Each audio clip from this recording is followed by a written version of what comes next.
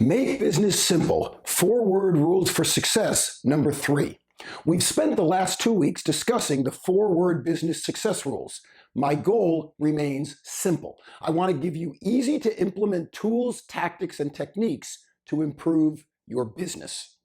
Each rule is only 4 words long because that's all it takes to make a huge difference when you're building your brand and your business, and because 4 words are about all my short attention span can handle. Rule number 1 is shut the heck up. If you missed it, go to bruceturkel.com, click on the blog in the header, and select it. Rule number 2 is take them to lunch. If you missed that one, you'll find it in the same place. Today's rule is just as simple as the first 2. And of course, it's only 4 words long. But first, a story. Between my sophomore and junior years in college, I worked as a waiter at a fine restaurant called the Grand Cafe. I enjoyed the work, and I liked the other folks I worked with. To this day, I'm convinced that there's no better way to learn to handle people than to be on the front lines of a service business. And one day in particular taught me more than a year in graduate school. That day, I served a woman who wasn't happy with anything. Her water was too warm, her food was too cold. I brought the salad too quickly. I brought the entree too slowly. The music was too loud. The table was unsteady. The AC was blowing directly on her. Finally, she was so exasperated, she insisted I fetch the manager. Back in the kitchen, I relayed her message and told the manager what had happened. He asked me what was wrong. I honestly don't know, I shrugged. I don't think I've done anything to get her that upset. But no matter what I do, she's just not happy.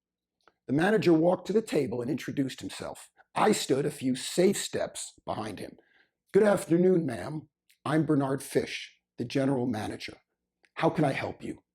That was all the invitation she'd been waiting for. A 5-minute rant followed about everything wrong with the food, the service, and the server. Mr. Fish stood quietly, watching and listening, and nodding appropriately. Finally, when the angry patron ran out of steam, Mr. Fish leaned over and said quietly, I heard everything you said, and I can fix it all for you. But I must tell you, I think something else is going on. Tell me the truth. What's really bothering you? The patron was so angry she couldn't utter a word. And then, like the passing of a raging thunderstorm, her face softened and dropped. She stared at Mr. Fish before bursting into tears. My husband left me last week and I don't know what to do, she blurted out. Her head collapsed onto her arms. Mr. Fish turned to me. Grab a couple of cappuccinos and a nice slice of cheesecake. I hurried off. And bring 2 spoons, he added over his shoulder. Mr. Fish sat and listened to the woman for the rest of the afternoon. Finally, when we were done cleaning up after the lunch rush, when the chairs were up on the table, when the carpet was being vacuumed, they got up. The woman walked over to me and apologized for her behavior. She hugged me and handed me a $100 tip. So what is 4-word rule number 3?